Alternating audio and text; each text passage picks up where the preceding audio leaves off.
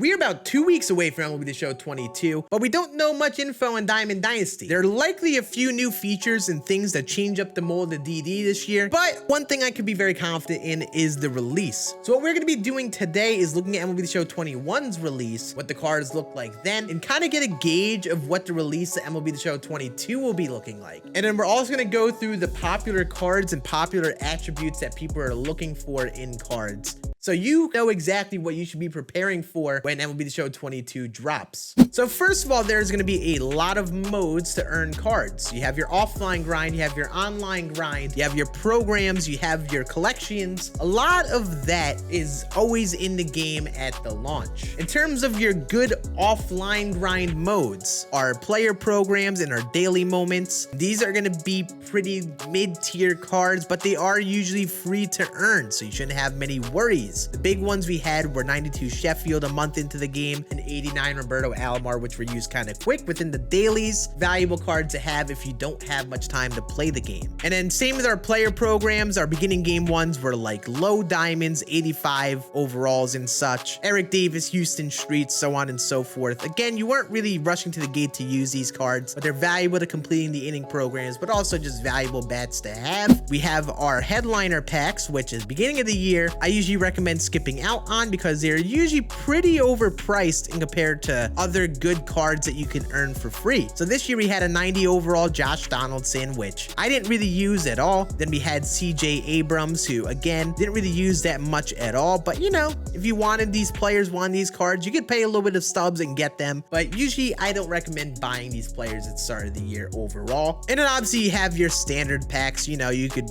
rip these packs for live series players, and the live series players actually have value at the start of the year. So there is a little bit of a risk, but there is a little bit of an award. If you pull live series Trout, then you celebrate and you make a profit, and you probably want to minimize what you spend, even with that luck of going for a Trout or someone like that. We have the big things. We have our live series collections, which provided a lot of players. Thing with live series collections is a lot of the per team rewards aren't that great. If the team is easy to complete, usually the card isn't that great. These cards are good for depth, right? They're good to have in your bench and your bullpen and your rotation. Like, they're good to have as options, but a lot of them aren't going to be as good as the other cards we have in the game. They are based on the overalls of the team. So the ones that are really good are usually the more expensive collections, like the Yankees and Posada here, Frank Tanana for the Angels. Like, you're paying a lot of stubs to get an expensive player anyway, but I like to spend my stubs on these collections because they have a long-term grind. Now that you have these multiple legend and flashback collections, live series collections help you get a lot of players for this, and the goal is to get the guys like the Chipper Joneses and the David Ortizes and so on, where their place is 99 overalls is the beginning of the game. Like, even though Soriano and David Ortiz and even Chipper are very good cards and solid 99s, they're gonna be the most wanted at the very beginning of the game, and I bet this year with collections, you see that trend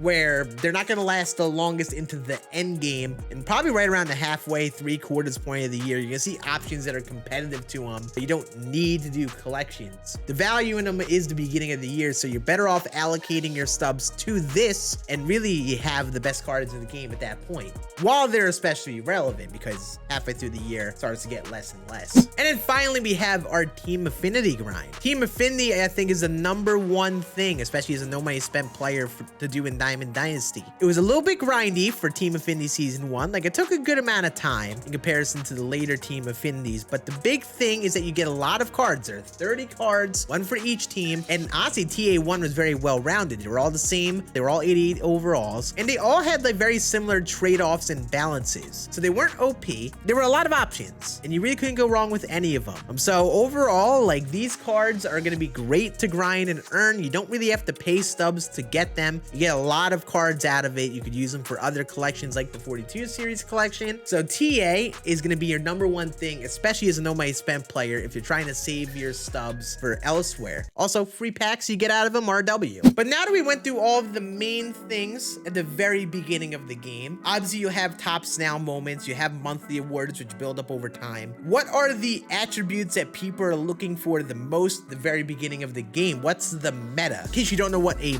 meta is referring referred to. It's basically the most common things people are looking for, the most commonly used players, most commonly used cards, the attributes people care about the most. That is the meta because that's just what a lot of people do. So I want to look into the most popular cards that were used at the beginning of the game and see if we can pick up on some of these trends. First one I want to look at is Yerman Mercedes here. Him and Ryan McMahon were tops now cards that definitely very popular. You can see the theme power.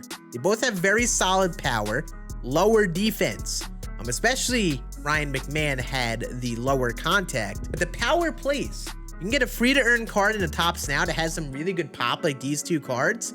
They're really good cards to start building your team. You could really just get those cards right away and build up some parallels, use them a good bit. And something like McMahon especially had positional versatility, which we're definitely going to talk about again. Then for our team affinity cards, when you had multiple options, I would say the big ones were, again, the high power options. You could find a player that had solid defense, good power, maybe a little bit of an expense in contact. Beginning of the game is going to help you get away with it because of the lack of pitchers. A lot of pitchers being used have less than 100 hits per 9. So that means that the beginning of the game is the time to use the low contact hitters, especially if you're playing the very beginning of ranked seasons where you're on veteran and all-star difficulty. So guys like Joey Gallo, Kyle Lewis, the monthly award Shohei Ohtani, having that power is always gonna be the thing to do. And at the very beginning of the game, you'll usually see something sacrificed. Whether it's speed, whether it's contact, whether it's defense. Usually people are willing to get rid of the defense or the contact or the speed depending on what the position is. Like for example, center field, you want speed. Shortstop, you definitely want some defense and speed. First base, catcher,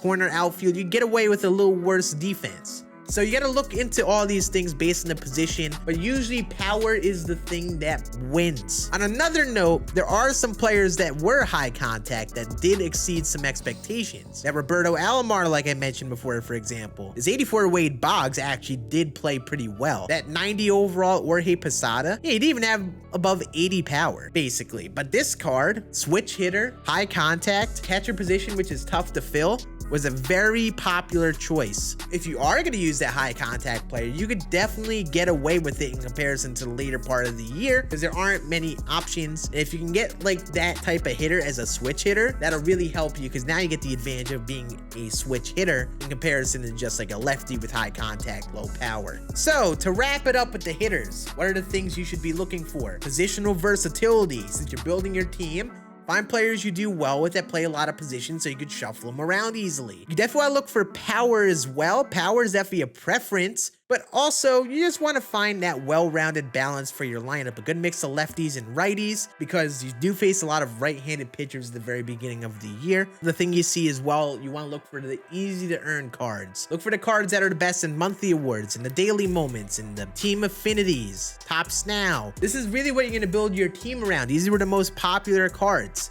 Then you'll sprinkle in those guys like the live series Trouts or Acuñas or those type of players as you earn them, because now you could save up those stubs for the expensive players and get a hold of them sooner rather than buying some headliners. And in terms of pitchers, this is really a part of the year. It's about the stuff. You gotta look for the pitch mix. Hits per 9 is usually gonna be a little lower in starting pitchers. It's gonna be more of a premium. So guys like Valenzuela with this weird quirky breaking ball mix really exceeded expectations. Pedro Martinez was very popular because that well-rounded pitch mix. And Corbin Burns, again, had sinker, cutter, fastball, all of that. And we had Michael Kopech, who had outlier, even though he was an 87 overall. Tough to hit him because you're going to be consistently late in those fastballs with newer players. And in the bullpen, you're going to see a lot of golds, especially gold left-handed pitchers. You're going to see some glitchy guys that play above the attributes like your Rob Dibbles, your Shane Greens, Jake Diekman, Aroldis Chapmans. So just because someone is a diamond like Houston Street, not going to be the most attractive because that pitch mix is kind of easy to hit. All the pitches are very similar in speed. So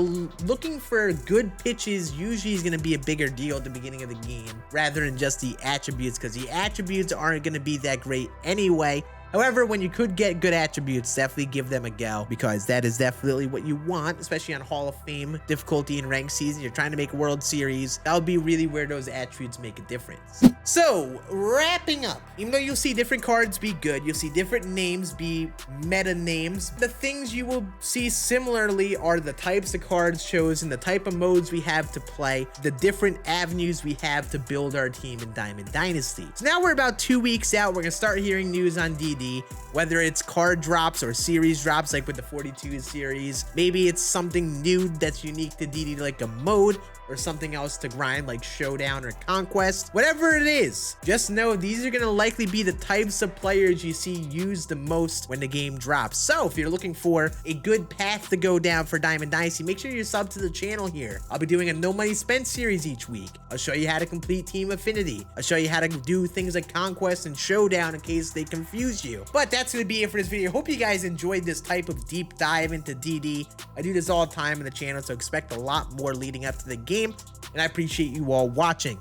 See you all again on the next one later this week. Deuces.